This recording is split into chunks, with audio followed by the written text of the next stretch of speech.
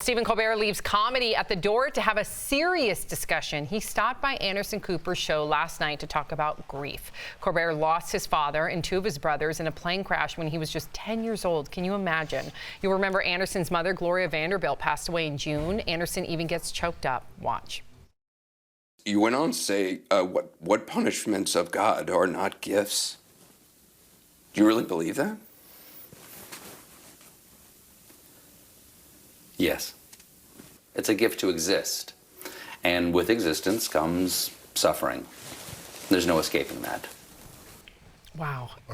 You know, I think of you, Al, who lost his father, and you were very close to him. And I've never had to, I've lost friends, but I've never had to lose a parent. I don't know how I would grapple with that. Like, how have you come to terms with it? I mean, I was lucky that I lost my father in my late 30s. I had the first half of my life with him. To lose my father at 10, I think I'd be a much different person. And you see, we've met people, men and women, that they're almost in a state of arrested development where they were so traumatized that they almost stayed 10 or 15 years old for the rest of their lives. So, I mean, for him to turn out how he turned out, with his family, and to be as prophetic, he's still a very church-going man. He's entertained a lot of people. I really just take my hat off to him, because to speak about something that personal is something he does. Like, he doesn't owe you anything. He entertains you for an hour every night, and then he can go about his life. But for him to reach out and talk to people like that, I really applaud this man. And to see someone like that, who is so, like, polarizing, some people think so, yeah, like, I hate that Stephen Colbert, and then to come out and see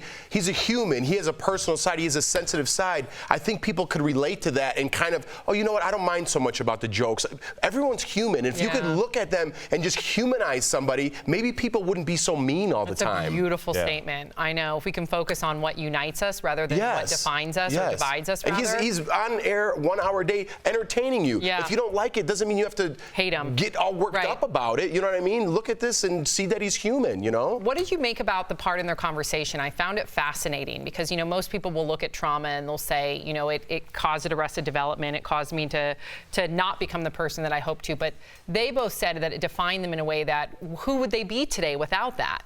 Almost as if like it made them struggle, but in a way where they face adversity to become so successul that they are today. And Erica, you talked about this with your divorce and your bankruptcy. Yeah, that's a very real thing. Most of us have experienced trauma, and then it's a matter of if this is going to be my defining moment, or is this something that is forcing me to move in a different direction.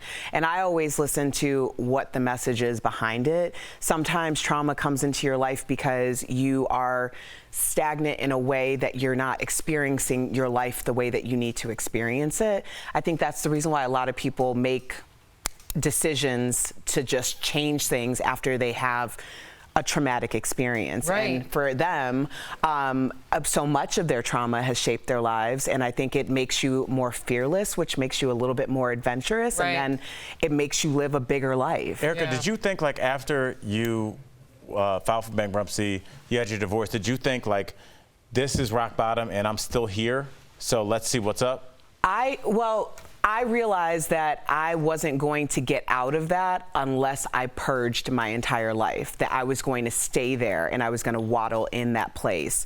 And if I didn't go through all of that, like, I had to get through in order to get out. So that had to be a decision that I was consciously making. Wow. Yeah, great conversation, really.